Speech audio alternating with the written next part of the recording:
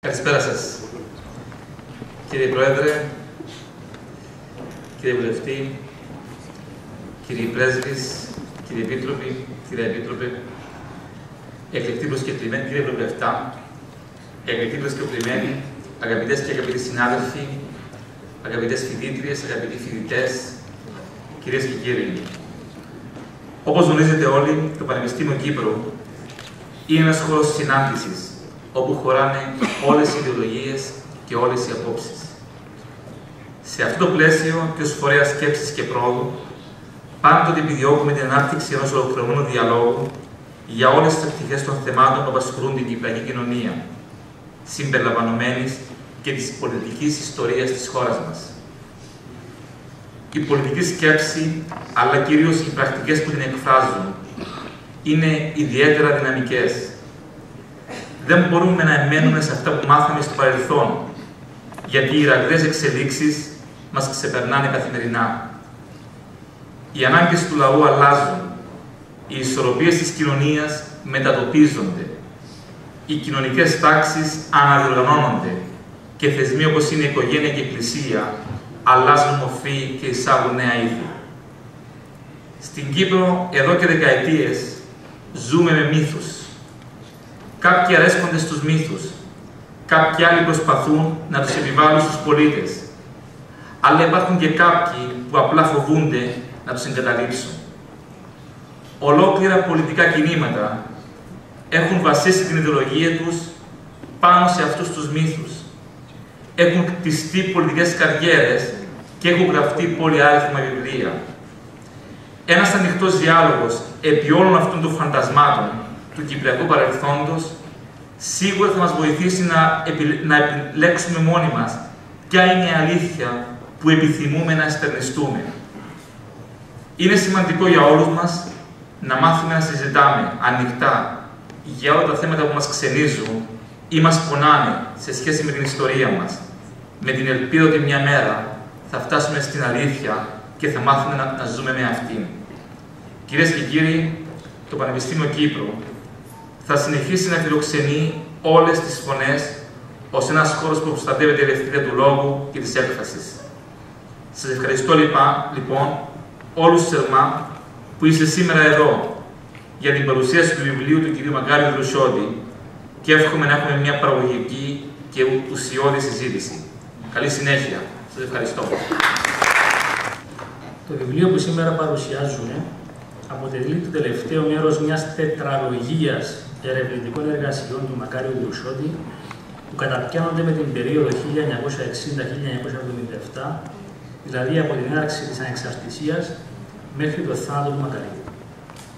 Βασικό συμπέρασμα του συγγραφέα για όλη αυτή την περίοδο είναι πως, αντίθετα με την κυρίαρχη ελληνοκυπριακή αντίληψη, η κυπριακή τραγωδία δεν είναι προϊόν ξένης συνωμοσίας, αλλά αποτέλεσμα της παταγώδους αποτυχίας της ηγεσίας της χώρας να διαχειριστεί την ανεξαρτησία της. Το νέο αυτό βιβλίο έχει ως αντικείμενο εργασίας τη στάση και το ρόλο των μεγάλων δυνάμεων, δηλαδή των ΗΠΑ και της Σοβιετικής Ένωσης, δευτερευόντως και της Βρετανίας, απέναντι στην τουρκική εισβολή και γενικότερα απέναντι στην Τουρκία. Όπως χαρακτηριστικά αναφέρει ο συγγραφέας, μήλον της έρηδος ανάμεσα στις δύο υπερδυνάμεις ήταν η Τουρκία, όχι η Κύπρος. Η έρευνα καλύπτει χρονικά την περίοδο από το πραξικόπημα της 15ης Ιουλίου του 1974 μέχρι και το θάνατο του Μακαρίου στις 3 Αυγούστου 1977. Όπως και στα άλλα έργα του, ο συγγραφέας ψάχνει απαντήσεις σε ερωτήματα που δεν έχουν τεθεί στην ιστοριογραφία.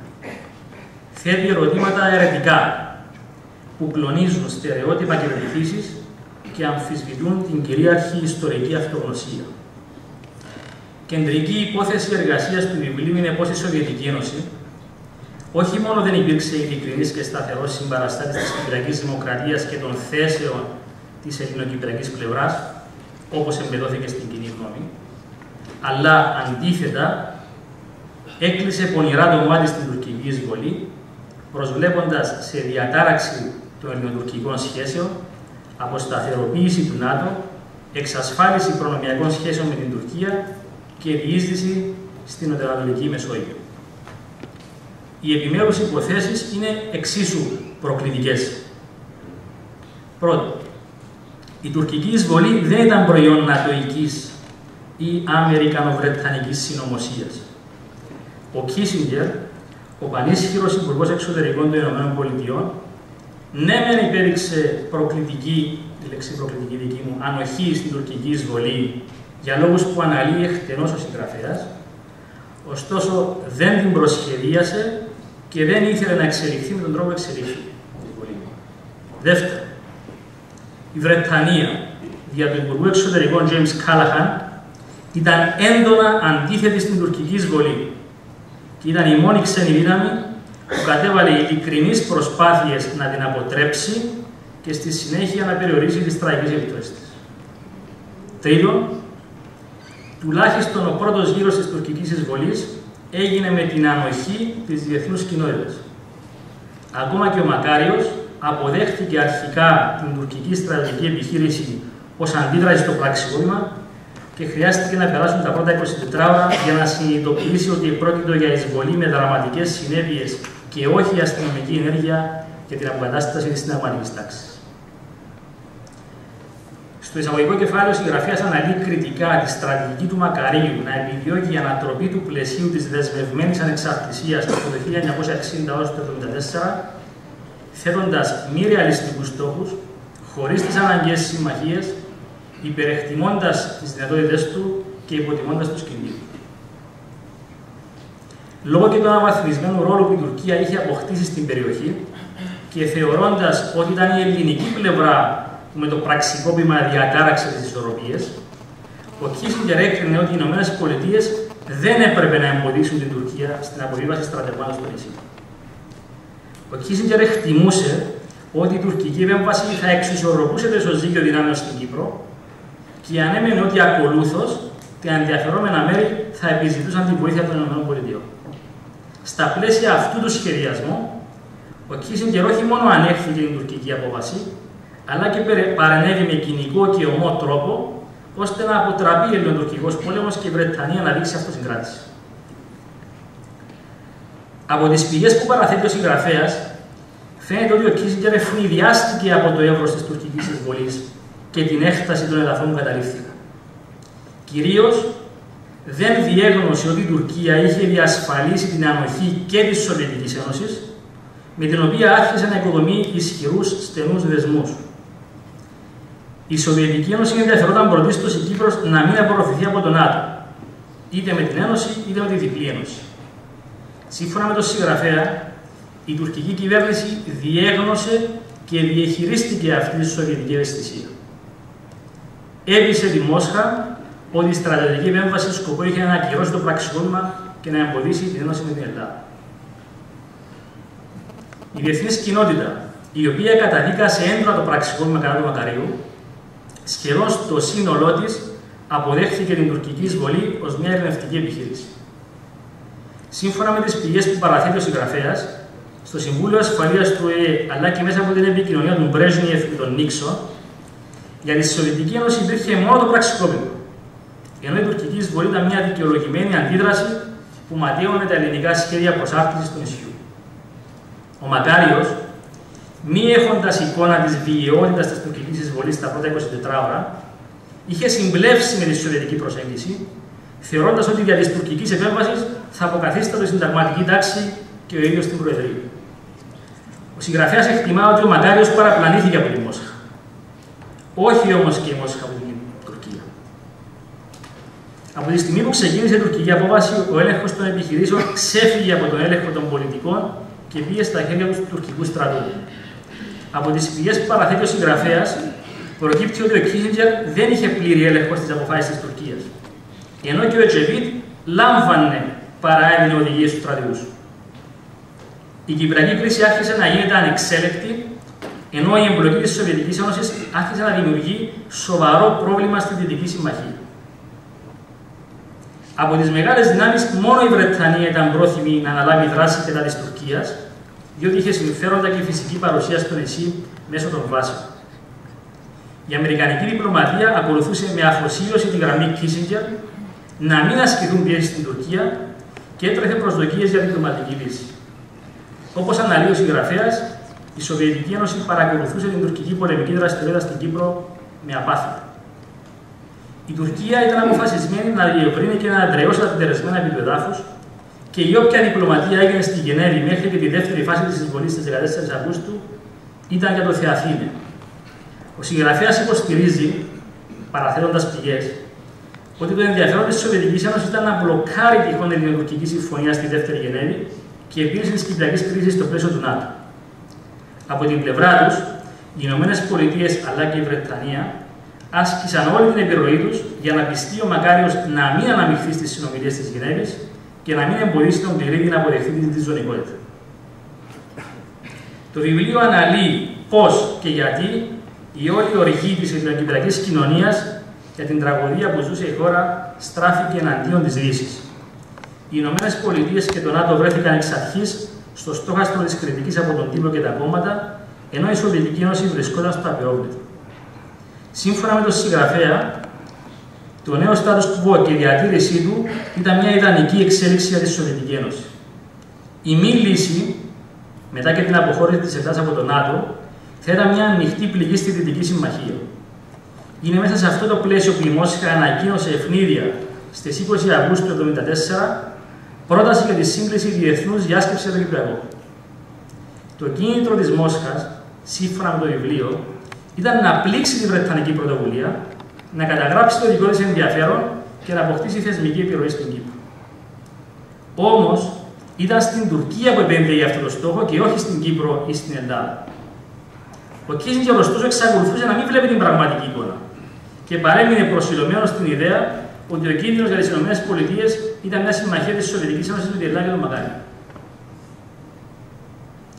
Ο Κληρίδης ήταν πρόθυμος να αναλάβει την ευθύνη και το πολιτικό κόστος για ένα γρήγορο συμβιβασμό. Είχε όμως να αντιμετωπίσει τις αντιδράσεις του Μακαρίου. Ο Μακάριος δεν ήταν πρόθυμος να συζητήσει στη βάση της διζωνικότητας και είχε αποφασίσει να διεθνοποιήσει το Κυπριακό, εγγράφοντάς το για συζήτηση στην Γενική Συνέλευση των ΗΠΑ. Το φθινόπωρο του 1974, μια νέα παράμετρος εμφανίστηκε στο Κυπριακό. Η πρόθεση του Κογκρέσου να επιβάλλει εμπάρκο στην πώληση αμερικανικών όπλων στην Τουρκία λόγω της χρησιμοποίησης του στην Κύπρο κατά παρέμβαση της αμερικανικής νομοθεσίας. Το εμπάρκο όπλων στην Τουρκία εξελίχθηκε σε ένα από τα πιο περίπλοκα ζητήματα που είχε να διαχειριστεί ο Κίσινγκερ. Σύμφωνα με την ψυχρή λογική και τον κινησμό της πολιτικής που εφάρμοζε ο Κίσινγκερ, τον οποίο, και το τονίζω, καταγράφει και αναδεικνύει ο συγγραφέας μέσα και από νέες αρχαίες πηγές, η Τουρκία ήταν ο σημαντικός σύμμαχος των ΗΠΑ στην περιοχή. Η Ελλάδα ήταν χρήσιμη, όμως η Τουρκία ήταν αναντικατάστατη. Ο Κίσινγκερ πίστευε πως η μόνη ρεαλιστική λύση μετά την απόφαση στρατευμάτων ήταν η Τριζωνική Ομοσπονδία και πως μόνο ο Κληρίδης μπορούσε να διαπραγματευτεί τους Τούρκους. Ο Μακάριος, που είχε επιστρέψει στο νησί τον Δεκέμβριο του 1974, ήταν ενθαρρυμένος από την ψήφιση του νόμου για το εμπάρκο και αποφασισμένος να μην διευκολύνει τους σχεδιασμούς του Κίσινγκερ. Η πρωτοβουλία του Κίσινγκερ στο Κυπριακό, εν ώψη και της εφαρμογής της απόφασης του Κογκρέσου για το εμπάρκο από τις 5 Φεβρουαρίου του 1975, διήγηρε τα αντανακλαστικά της Σοβιετικής Ένωσης. Σύμφωνα με τις πηγές που παραθέτει ο συγγραφέας, από τον Ιούλιο του 1974 η Σοβιετική Ένωση δεν είχε τοποθετηθεί ως προς τη συνταγματική δομή του Κυπριακού κράτους. Ούτε αντέδρασε σε οποιαδήποτε ενέργεια της Τουρκίας που αποσκοπούσαν στη δημιουργία μιας αμιγώς τουρκικής ζώνης στο πρόθυμα της Κύπρου. Τον Ιανουάριο του 1975 πήρε για πρώτη φορά θέση κατά της Τριζωνικής Ομοσπονδίας ως αντίδραση στην πρωτοβουλία των ΗΠΑ. Στην κοινή γνώμη στην Κύπρο καλλιεργήθηκαν προσδοκίες για ουσιαστική στήριξη από τη Σοβιετική Ένωση. Η στροφή προς τη Σοβιετική Ένωση κατέστη λαϊκό αίτημα και το σύνθημα «Ο Μακάριος στη Μόσχα» δέσποζε στις λαϊκές κινητοποιήσεις. Σύμφωνα με τις πηγές που παραθέτει ο συγγραφέας, πίσω από τις κινητοποιήσεις και την εξειδανίκευση της Σοβιετικής Ένωσης βρισκόταν σταθερά το ΑΚΕΛ αλλά και ο Μακάριος. Παράλληλα, η πολιτική και ο τύπος στην ελληνοκυπριακή κοινότητα επέριπταν προσωπική ευθύνη στο Κίσινγκερ για τα πάντα, με τελευταίο τη μονομερή ανακήρυξη ομόσπονδου κράτους από τους Τουρκοκυπρίους. Σε ένα δεκαήμερο, όπως χαρακτηριστικά γράφει ο συγγραφέας, ο τύπος αποκάλυψε Αμερικανική επιχείρηση κατασκοπίας εις βάρος της εθνικής φρουράς. Κατασκοπευτικές πτήσεις πάνω από την Κύπρο. Σχέδιο για την ανατροπή του Καραμανλή. Αμερικανική ανάμειξη στο πραξικόπημα. Αμερικανική συμμετοχή στην τουρκική εισβολή και αμερικανικό δάχτυλο κατά της κυπριακής προσφυγής στην Γενική Συνέλευση του ΟΗΕ. Ο Κίσινγκερ, όπως προκύπτει από την διπλωματική αλληλογραφία της περίοδου που παρατίθεται στο βιβλίο, προσπάθησε σοβαρά να πείσει την Τουρκία ότι ήταν και προς το δικό της συμφέρον να αποδεχθεί την επιστροφή εδαφών έναντι της Ομοσπονδίας. Όμως η αδύναμη τουρκική κυβέρνηση Εθνικιστικής Συμμαχίας δεν επέτρεπε στον Ντεμιρέλ να πάρει αποφάσεις. Από την άλλη, το εμπάρκο εξαγρίωσε τους Τούρκους, οι οποίοι αρνούνταν να μιλήσουν καν για το Κυπριακό, πόσο μάλλον να συνεργαστούν για τη λύση του. Ο Ραούφ Ντεχτάζ, από τοπικός ηγέτης μιας μικρής τουρκικής κοινότητας στην Κύπρο, απέκτησε μετά την τουρκική εισβολή ερίσματα εντός της τουρκικής επικράτειας. Από τα μέσα του 1975 και μετά, άρχισε να ταυτίζεται όλο και περισσότερο με την αδιάλαχτη στάση του τουρκικού συστήματος εξουσίας και να επηρεάζει ο ίδιος τις εξελίξεις στην Τουρκία. Στα μέσα του 1975, ένα χρόνο μετά την εισβολή, είχε εδραιωθεί επί του εδάφους μια νέα πραγματικότητα στην Κύπρο που καθιστούσε την επιστροφή στην πρώτη 74 τάξη πραγμάτων ανέφικτη. Ο κυρίαρχος στόχος της Τουρκίας για τη δημιουργία μιας αμιγώς τουρκικής περιοχής στο βόρειο τμήμα της Κύπρου είχε επιτευχθεί. Τον Οκτώβριο του 1975 το Κογκρέσο ενέκρινε μερική άρση του εμπάρκο που θα επέτρεπε στην Τουρκία να παραλάβει τον οπλισμό που είχε παραγγείλει πριν τεθεί σε ισχύ το εμπάρκο. Και τον είχε επικυρώσει κιόλας. Αμέσως μετά την απόφαση, ο Αμερικανός πρόεδρος εξήγηλε πρωτοβουλία για τη λύση του Κυπριακού. Ο Μακάριος είχε δεσμευτεί γραπτός προς τον Καραμανλή ότι θα αποδεχόταν τη διζωνική με ποσοστό εδαφών για τους Τουρκοκυπρίους 25%. Εξακολουθούσε ωστόσο να αμφιταλαντεύεται μεταξύ του ρεαλισμού και του μακροχρόνιου αγώνα. Ο Κληρίδης παρέμεινε στη θέση του διαπραγματευτή, δεχόταν όμως υπόσκαψη από τον Μακάριο. Η επιλογή του Κληρίδη να συμφωνήσει με τον Ντεχτάζ και τον Γενικό Γραμματέα του ΟΗΕ σε παρασκηνιακή διαδικασία για ανταλλαγή προτάσεων για το εδαφικό αποδείχθηκε μοιραία.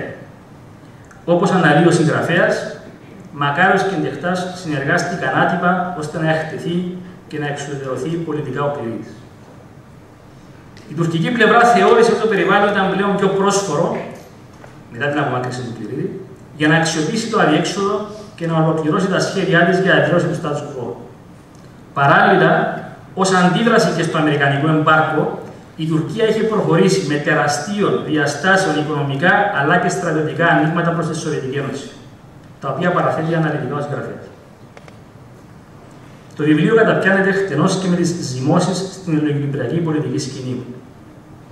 Στα 1976, το ΑΚΕΛ αναθεώρησε τη στάση του έναντι του Κληρίδη και πρωταγωνίστησε στη συγκρότηση αντικληριδικού και αντιδυτικού μετώπου. Όπως αναφέρει ο συγγραφέας, μέχρι τον Απρίλιο του 1976, το ΑΚΕΛ στήριζε τον Κληρίδη και ουδέποτε είχε ανοίξει μέτωπο μαζί του.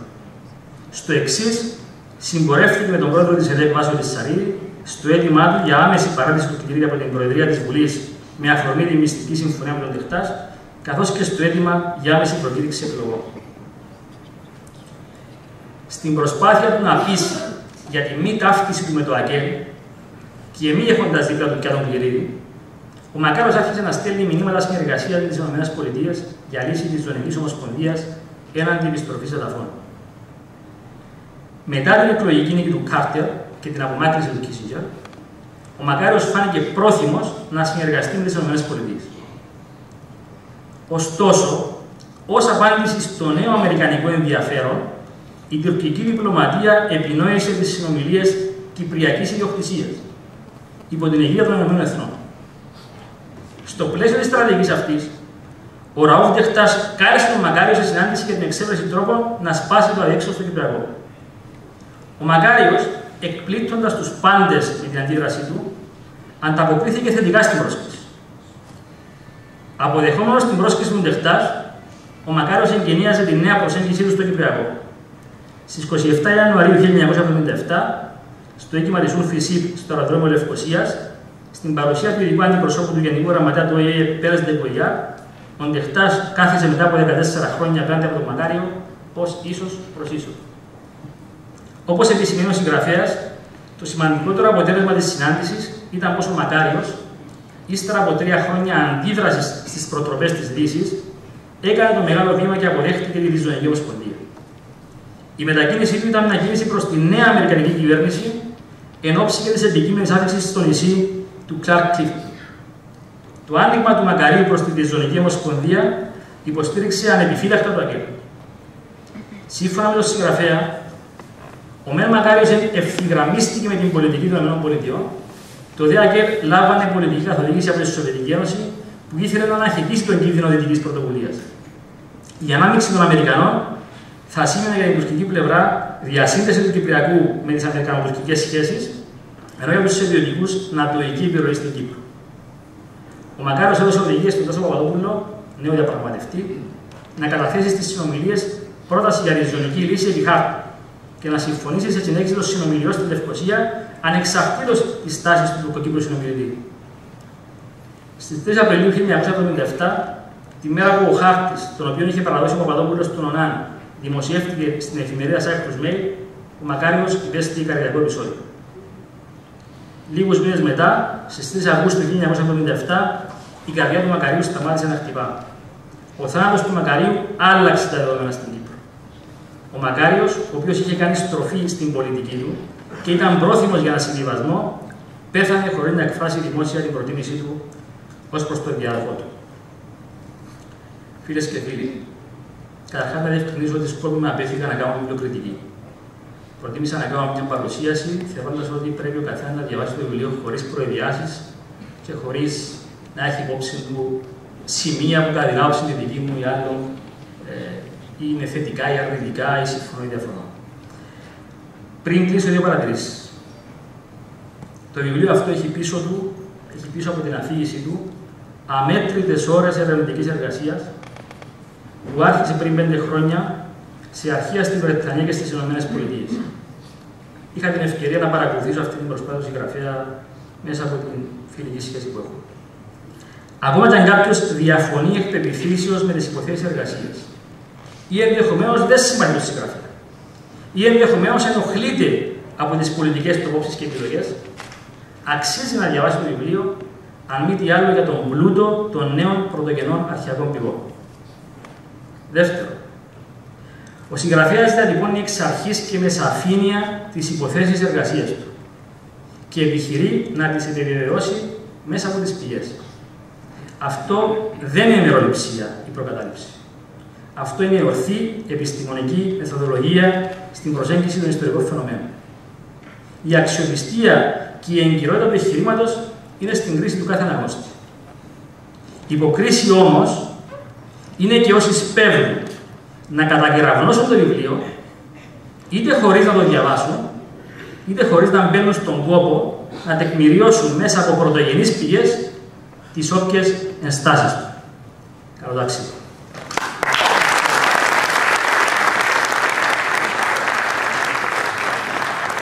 Θα συνεχίσω από εκεί που έμεινε ο κύριος Πρωτοπαπάς.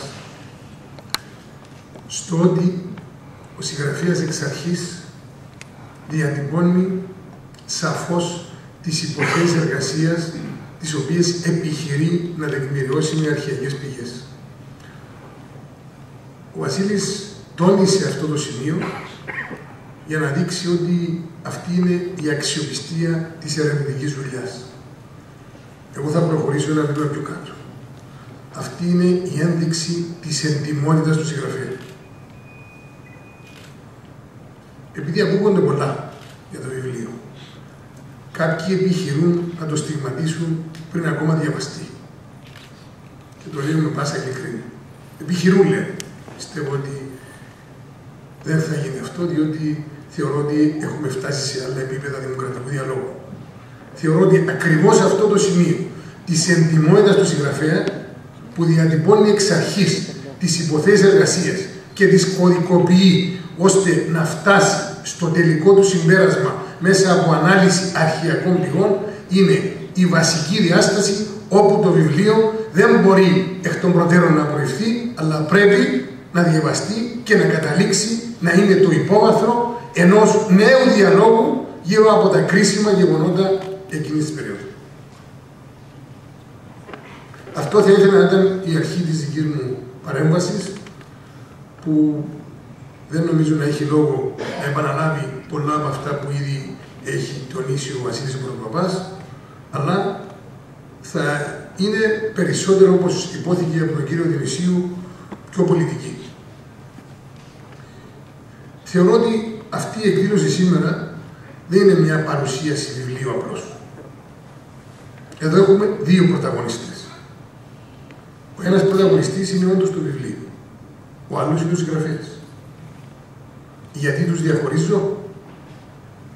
Πιστεύω ότι με την πολιτική επιβάρυνση που έχει αυτή η ιστορία εκείνη της περίοδου και τα πολύ στέρεα στερεότυπα τα οποία όλους μας εγκλωβίζουν πολλές φορές, το εγχείρημα του συγγραφέα να αντιμετωπίσει αυτούς τους μύθους και τα στερεότυπα με μία αμεσότητα και με μία γενναιότητα, θα έλεγα, νομίζω τον καθιστά εξίσου πρωταγωνιστή με το βιβλίο. Το βιβλίο είναι όντως ανατρεπτικό. Δεν υπάρχει αμφιβολία ότι συζητάμε για ένα βιβλίο που ουσιαστικά ανατρέπει την καθεστικία πολιτική, ιστορική άποψη που επικρατεί στον τόπο. Υπήρχαν κάποια διδακτορικά, τα οποία έχουμε διαβάσει, τα οποία όντως μέσα από αρχαιακές πηγές κατέληξαν σε κάποια συμπεράσματα. Ότι η περίοδος εκείνη δεν ήταν όπως την είχαμε περίπου αποδεχτεί όλοι. Αυτό όμως είναι ένα ολοκληρωμένο βιβλίο, το οποίο επιχειρεί μέσα από μια πολύ συγκροτημένη μελέτη.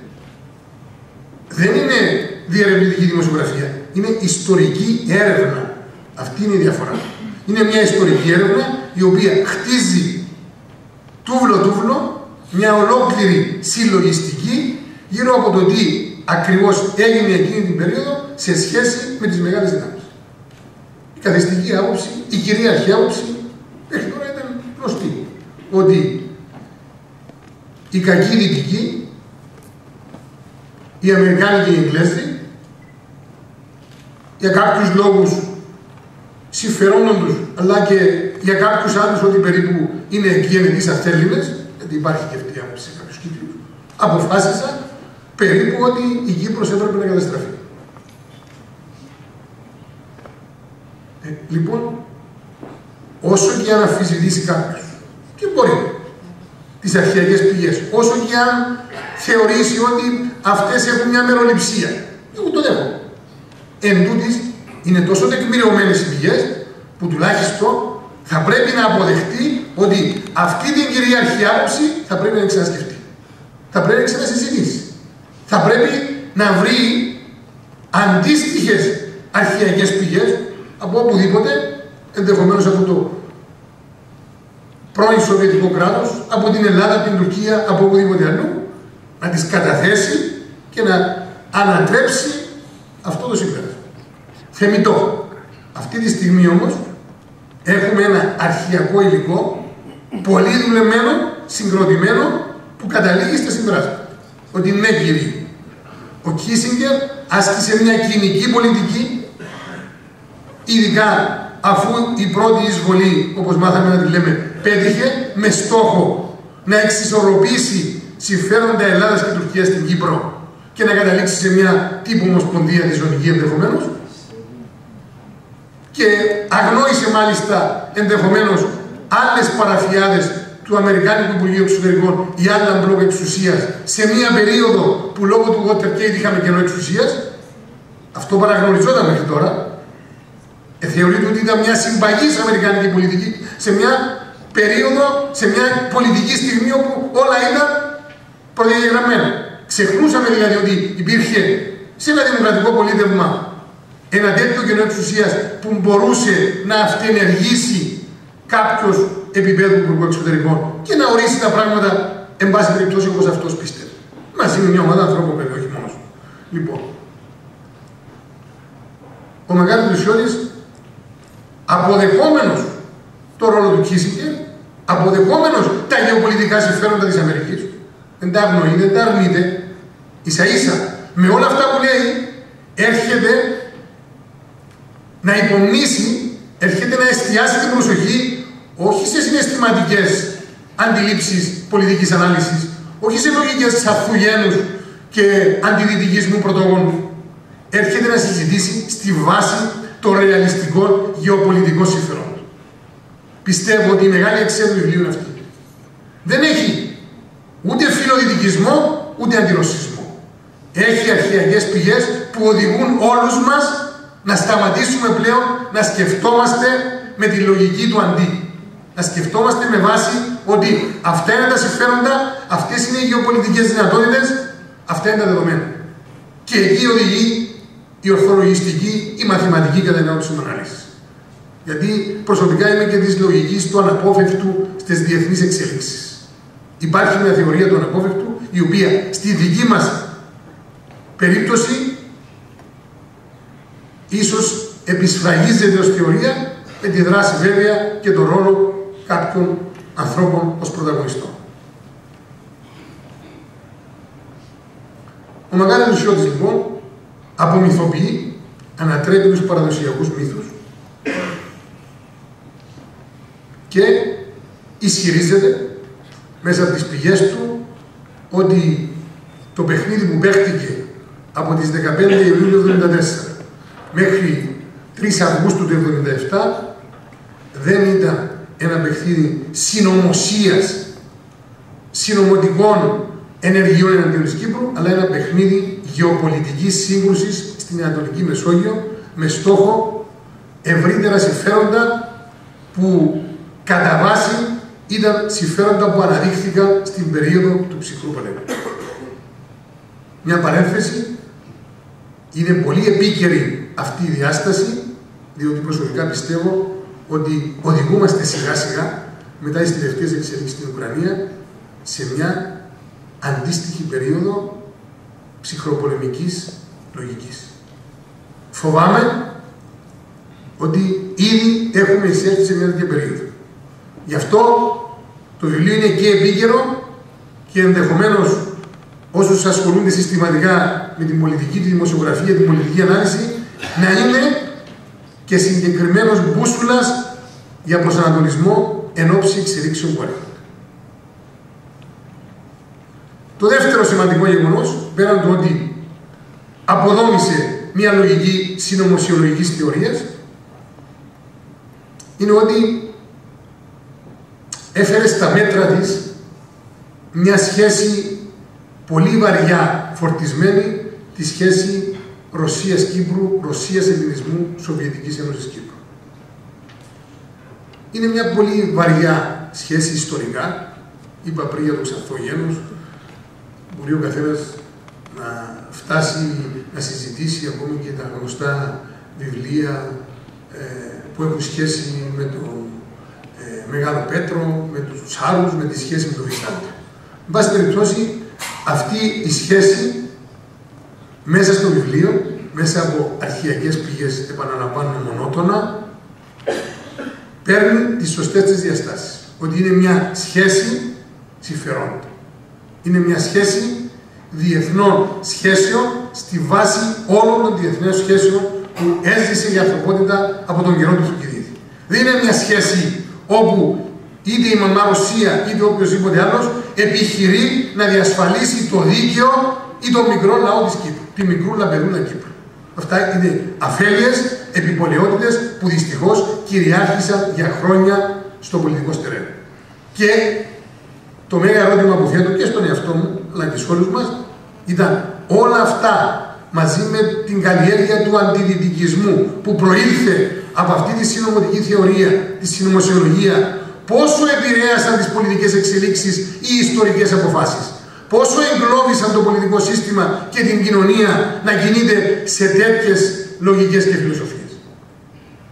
Μήπως αυτή όλη η μυθολογία και η μυθοπλασία οδήγησε σε συγκεκριμένες διλημματικές αποφάσεις η κοινωνία να μην είναι κοντά στον ορθολογισμό, αλλά να λειτουργεί με συναισθηματικά κριτήρια, να παίρνει ιστορικές αποφάσεις για το μέλλον της με βάση μυθοπλασίες και όχι ορθολογισμό.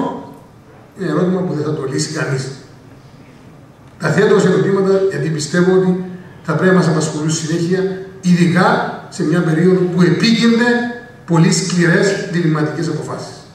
Είμαστε σε μια χώρα που έφτασε στα πρόθυρα της χρεοκοπίας, επιβίωσε στο παραπέντε, πλέον τα έχουμε δει όλα, δεν μας επιτρέπεται ούτε άλλη αφέλεια, ούτε άλλος ρομαντισμός, ούτε άλλη επιπολαιότητα και συναισθηματισμός. Επιτέλους ήρθε η ώρα οι καθοδηγητές της κοινωνίας και το ίδιο το κοινωνικό σώμα να λαμβάνει αποφάσεις στη βάθη ενός στοιχειώδους ορθολογισμού, μιας νουσιμάδας απλής. Το τρίτο που θέλω να πω, επειδή είχα κάποιες ιστορικές καταγραφές από την προσωπική μου σχέση με τον Βλάχο Κληρίδη, σε ό,τι αφορά ειδικά την δεύτερη εισβολή και τον ρόλο τότε του Κάλαχαν, του Γκιουνές και όλα αυτά, προσωπικά και μέσα από αυτές τις αναμνήσεις Βλάχου Κληρίδη επιβεβαιώνω αυτά τα οποία καταγράφησα στο βιβλίο σε ό,τι αφορά τα θέματα της δεύτερης εισβολής. Και το ρόλο της Μεγάλης Βρετανίας εκείνη την περίοδο. Ο καθένας βέβαια μπορεί να κάνει κριτική και να πει, ξέρεις, ως εγκύτρια δύναμη έπρεπε να φτάσει στη λογική ενός πολέμου για να ανατρέψει την εισβολή. Είναι μια πολιτική άποψη σεβαστή. Αλλά τα γεγονότα δεν ήταν όπως καταγράφονται με βάση μια αθεληνική στάση των Δυτικών απέναντι στην Κύπρο και την Ελλάδα, αλλά ήταν θέματα αξιολόγησης δυνατοτήτων στρατιωτικών και άλλων. Το τρίτο που θέλω να τονίσω έχει σχέση με την εσωτερική πολιτική σκηνή. Ήμουν έφηβος και στρατιώτης όταν ουσιαστικά το πολιτικό σύστημα αποφάσισε να καρατομήσει τον Βλάχο Κληρίδη. 1976. Θυμάμαι ότι η κυρίαρχη άποψη και σκέψη ότι ήταν περίπου Κληρίδης Απροδότης. Αυτή ήταν, να είμαστε ειλικρινείς. Έχει πιο παλιούς από μένα που βίωσαν με πιο τραυματικό τρόπο εδώ και η Κέντη. Από το βιβλίο, και είναι οι πηγές αυτές πιστεύω από τις πιο τεκμηριωμένες και πιο αδιάσυστες, βγαίνει ένα απλό συμπέρασμα. Ότι το μόνο που δεν ήταν ο Κληρίδης Απροδότης. Ίσα-ίσα ήταν ο πιο έντιμος, ο πιο διορατικός πολιτικός εκείνη τη στιγμή και έδρασε με αποκλειστικό γνώμονα το συμφέρον του τόπου. Και θα ήθελα, ως ένας άνθρωπος που έζησε τον Κληρίδη, αυτή τη στιγμή να ήταν εδώ, σε αυτή την παρουσίαση, ως μια απλή καταξίωση το όσο είχε περάσει εκείνη την περίοδο που ήταν στο περιθώριο των εξελίξεων και ήταν από διεκομπέως τράγος για όλα. Νομίζω αυτή η συμβολή του βιβλίου σε αυτό το σημείο το θεωρώ ότι είναι μια ιστορική ανασκευή και ανατροπή που επιτέλους αποκαθιστά την απλή αλήθεια. Και πρέπει να γίνει βίωμα ένα γεγονός που υπήρξε μια ολόκληρη συνωμοσία να εξοντωθεί πολιτικά ένας άνθρωπος απλώς και μόνο διότι είχε διαφορετική άποψη. Τη θεωρώ πολύ σημαντική αυτή τη συμβολή του βιβλίου σε αυτό το σημείο.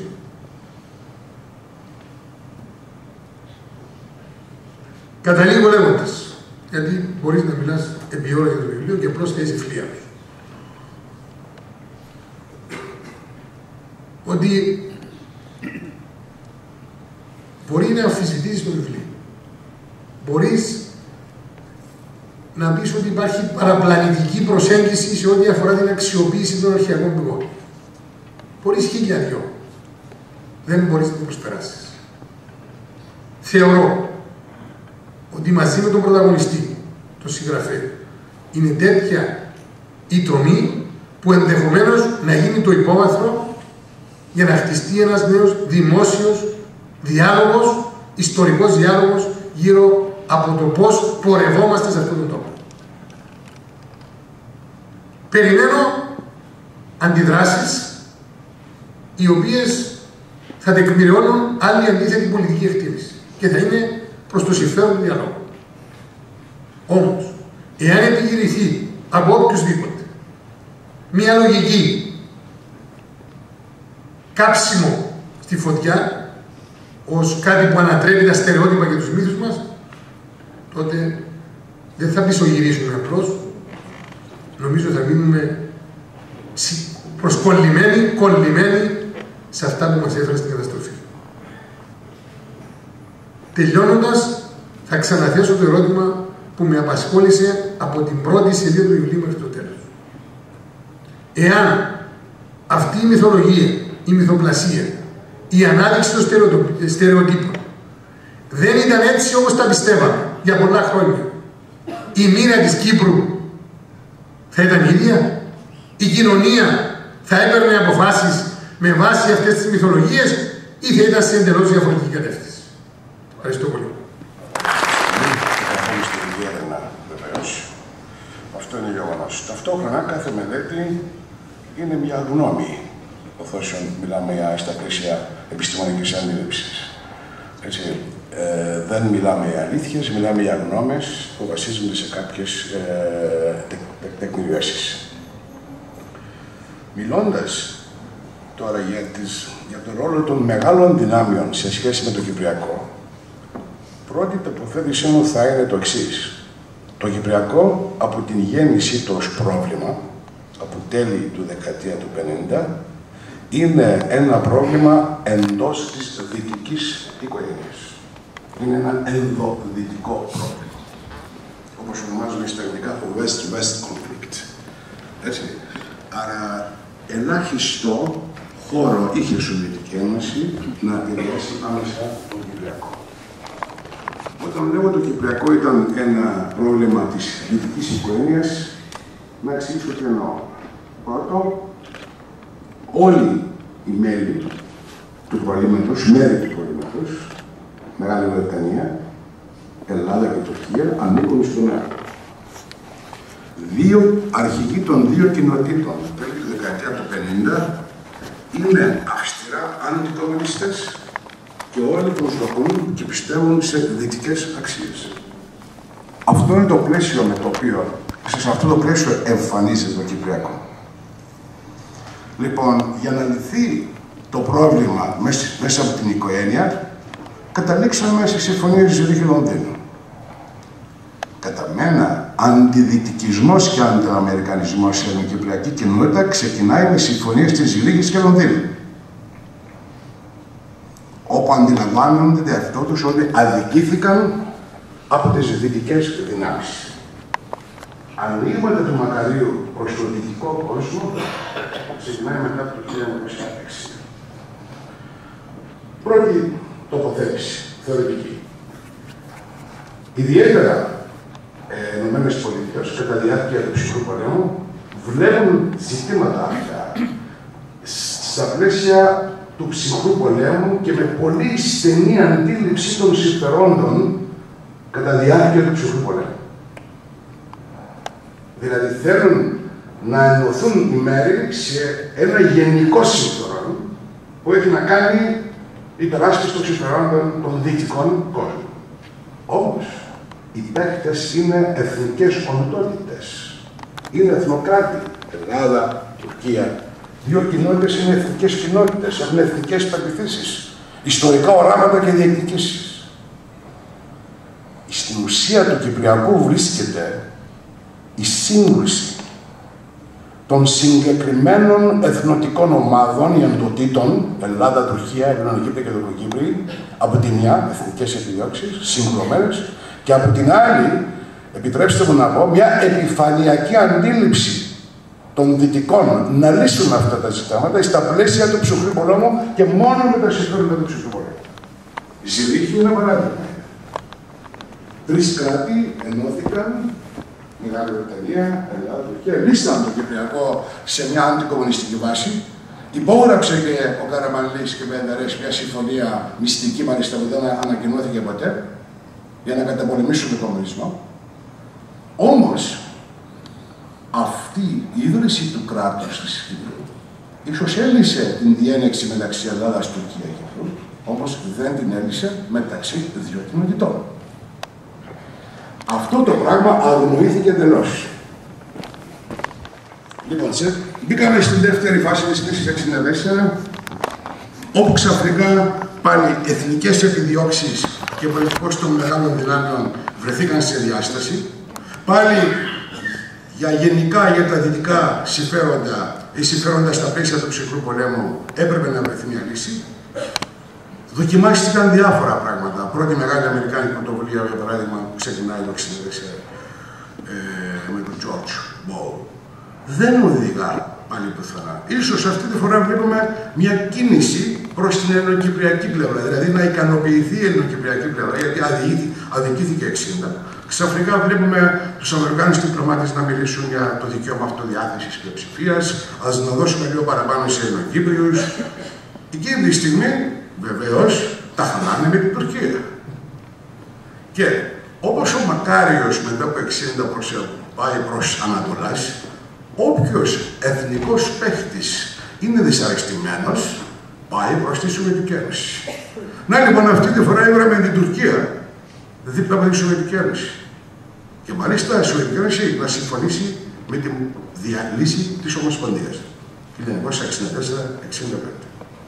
Άρα λοιπόν, η αναζήτηση της αρμονίας όλων των παίχτων, τουρκοκυπρίων, ελληνοκυπρίων, Ελλάδας, Τουρκίας με δυτικά συμφέροντα, είναι κάτι που ποτέ δεν επιδεύθηκε. Και δεν επιδεύθηκε σε πολύ μεγάλο βαθμό, γιατί η δυτική αντίληψη δεν έπιανε την ουσία των δυνάμεων των εθνικών παίχτων, το ιστορικό μπαγκάρισμα που καλούν παίχτες, αναζητήσεις του πληθυσμού και εγκλώμησαν την τοποθέτησή τους μόνο σε γενικά συμφέροντα στα πλαίσια του superorganism. Τούτη είναι μεγάλη αδυναμία των μεγάλων δυνάμεων σε σχέση με την Κύπρο που συνέχισε και με την εισβολή. 1974 λοιπόν. Βεβαίως οι Αμερικάνοι δεν οργανώσαν το πραξικόπημα, αυτό είναι ξεκάθαρο. Ναι, ξέραμε ότι οι Ιωαννίδης θα έκανε το πραξικόπημα κάποια στιγμή. Ναι, όμως, όταν στο βιβλίο του Μακάριου Δρυσιώτη βλέπω 10 λάθη του Kissinger, εκτίμηση τάδε λάθος, εκτίμηση τάδε λάθος, εκτίμηση, τελικά αυτά τα λάθη δημιουργούν ένα σύστημα λαθών, ένα σύστημα αποτυχίας εντελώς. Ήταν αδύνατο να μην ήξερε ο Kissinger ότι η Τουρκία θα βγει στην Κύπρο όχι να απαφέρει το συνταγματική τάξη, όμως να κάνει εθνική κάθαρση και να επιβάλλει γεωγραφική ομοσπονδία. Γιατί αυτή ήταν τουρκική θέση από το 1964. Στη διάσκεψη του Λονδίνου. Επίσημα, τοποθετημένα. Για να μην πάω πιο πριν.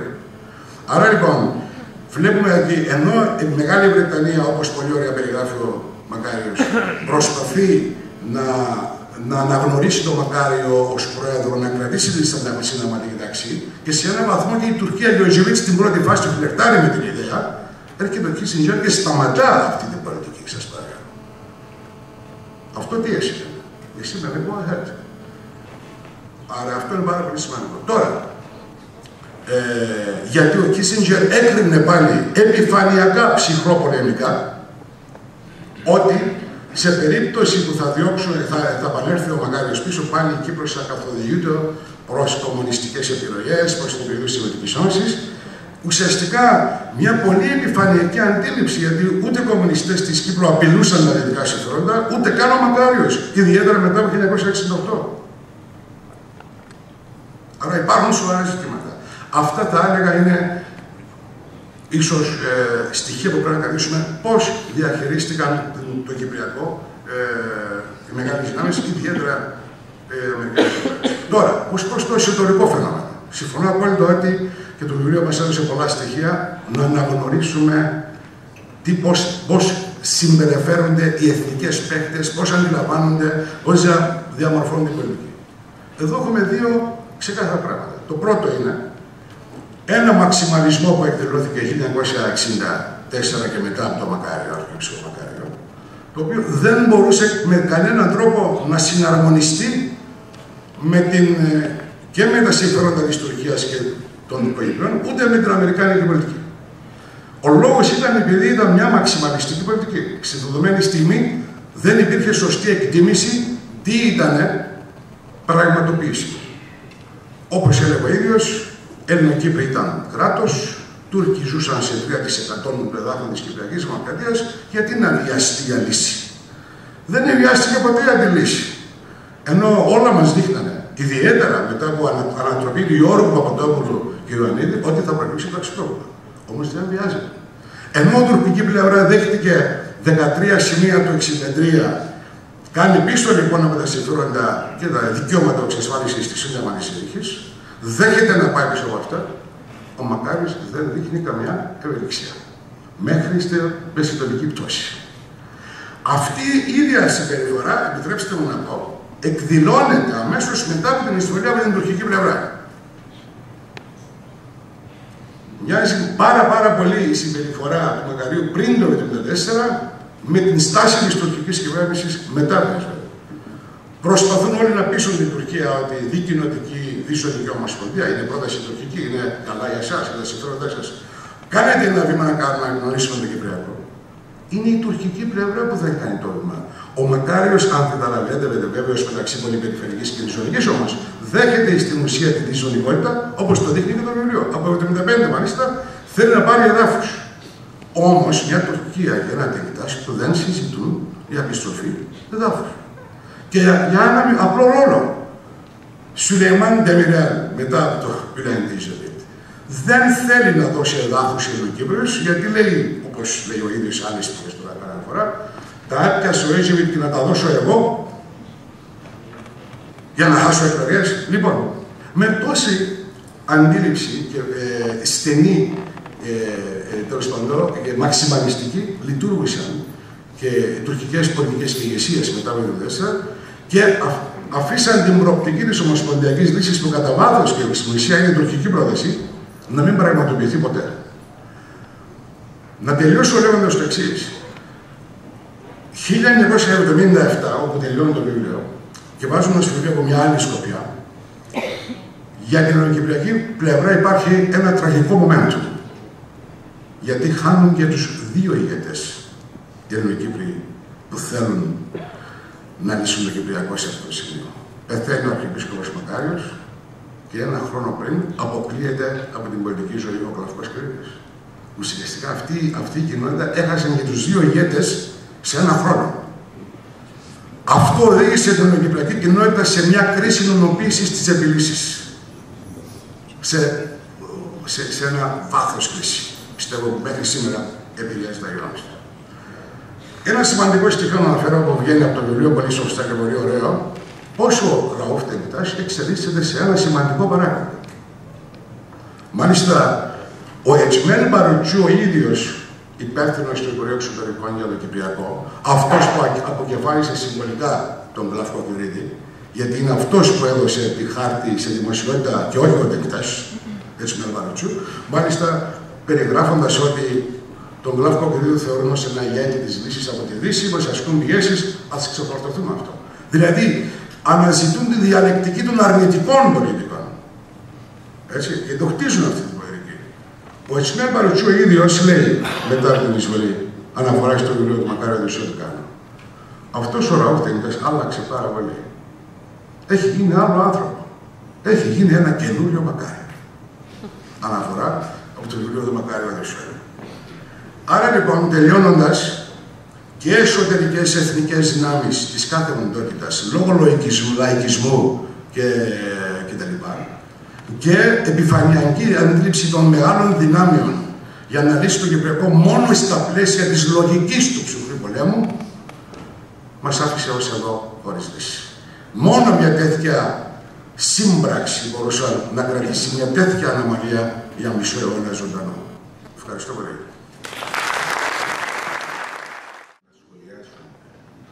Οι συζητητές μας εδώ είναι αυτό το οποίο επεσήμανε νομίζω Μακάρη και θα πρέπει να μας το δώσεις με βάση τη δική σου έρευνα. Πρώτον, ότι οι Ηνωμένες Πολιτείες δεν έδειξαν να σέβονται ιδιαίτερα τις ισορροπίες και τις εθνοτικές διαφορές στην περιοχή Και το δεύτερο σημείο που γυρονιάζει είναι ότι πάρα πολλά λάθη, όντως τα επισημαίνει στα λάθη του Κίσινγκερ. Λάθος εκτίμηση εδώ, λάθος εκτίμηση παρακάτω. Πάρα πολλά λάθη δεν γίνεται να είναι συμπτωματικά, άφησε την αιχμιονιαζή. Από το 1964 η Τουρκία έχει καθορίσει τα σχέδια της, δεν ήταν δυνατό ο Κίσινγκερ να μην ήξερε.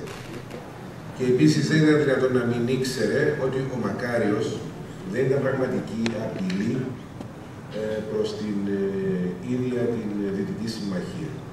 Ας αρχίσουμε από αυτό. Καλησπέρα σας.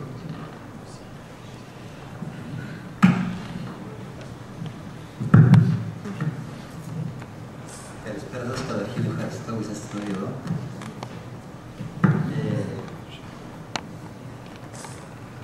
Νομίζω ότι πρέπει να δώσουμε απαντήσεις και όχι να κάνουμε υποθέσεις με βάση με αυτά που έχουμε μπροστά μας. Δεν είναι δυνατόν να μην ήξερε. Ή δεν είναι δυνατόν το ένα. Όλα αυτά είναι υποθέσεις. Εγώ κάνω κρίσεις με βάση αυτά που έχω μπροστά μου, τα δεδομένα, τα στοιχεία. Τι έχω. Τα πράγματα εξελιχθήκαν τόσο γρήγορα, τόσο ραγδαία.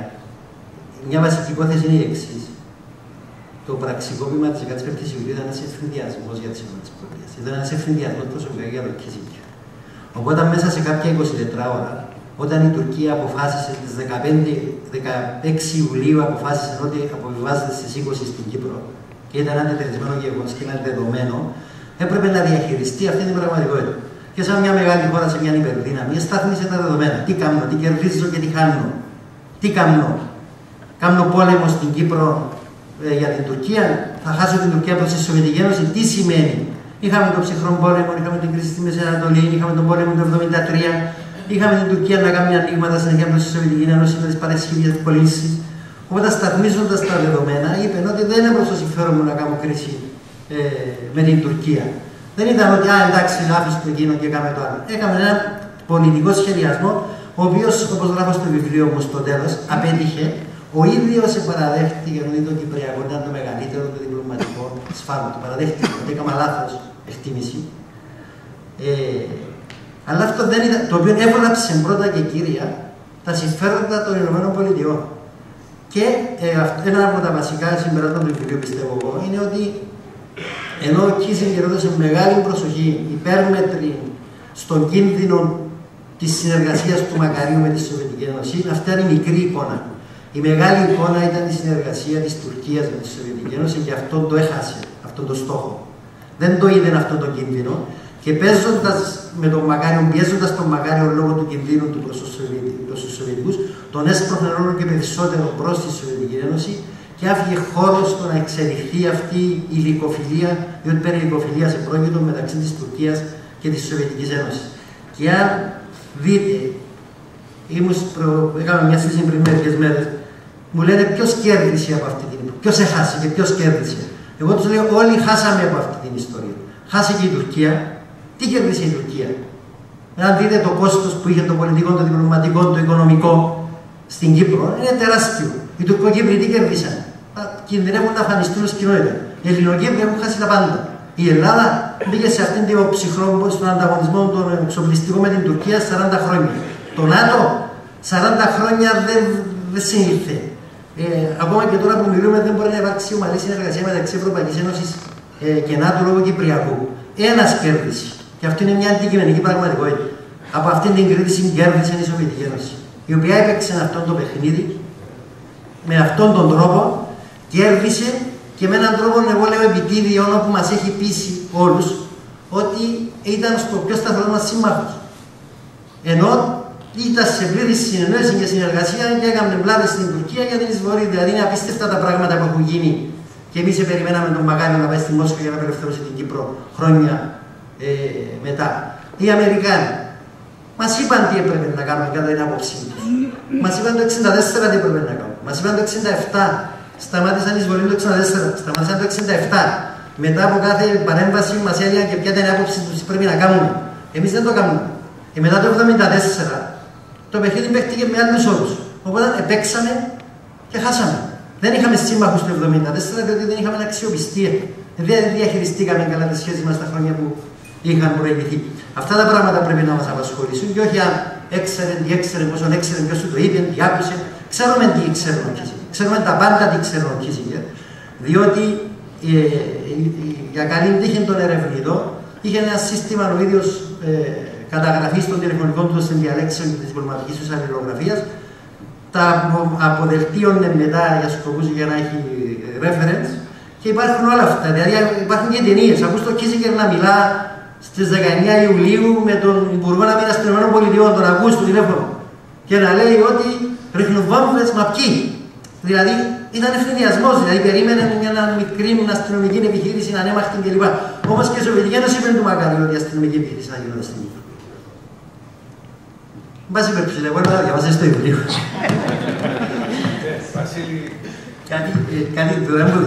Κάτι τελευταίο που θέλω να πω είναι ότι εάν με τη διαχείριση που έκαμε οι ΗΠΑ μπορεί να έχουμε κάποια παράπονα, διότι με τη Βρετανία ήταν πολύ πιο ξεκάθαρη η βρετανική θέση του Κάλαχαν. Η βρετανική διπλωματία διέγνωσε το πρόβλημα. Προειδοποιούσε ότι αυτό που πάει να κάνουμε θα μας δημιουργήσει προβλήματα. Εμείς είμαστε στην Κύπρο, έχουμε φυσική παρουσία και θα διαχειριστούμε ένα πολύ δύσκολο πρόβλημα. Γιατί το βάλε ευθύς εξ αρχής. Το είχε δει το πρόβλημα η Βρετανία, αλλά δεν μπορούσε να δράσει από μόνη της. Και εγώ πάντα αυτό που λέμε Αμερικάνο-Βρετανική συνωμοσία και αυτά, ας πούμε, είναι πραγματικά εντελώς εκτός πραγματικότητας.